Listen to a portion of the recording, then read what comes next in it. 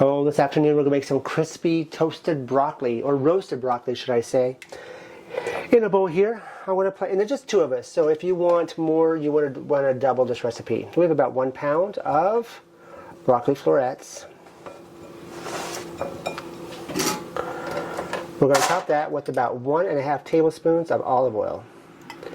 And you really want to coat them all with olive oil really good. That's going to help give it that crispiness. Once we get that topped, we're going to take 1/2 teaspoon of kosher salt.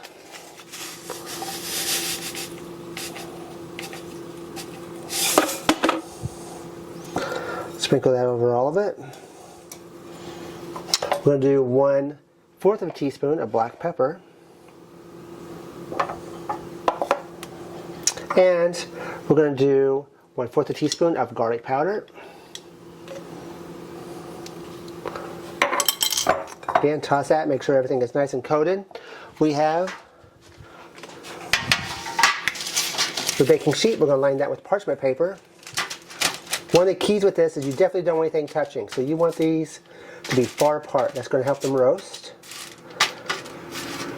We're going to put this in the oven at 425 degrees.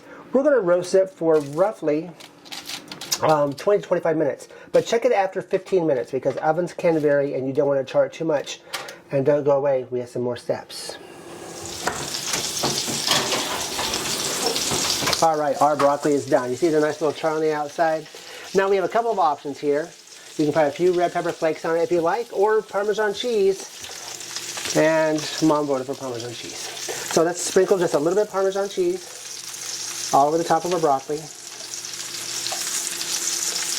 And there we have it, a delicious and super easy crispy roasted broccoli.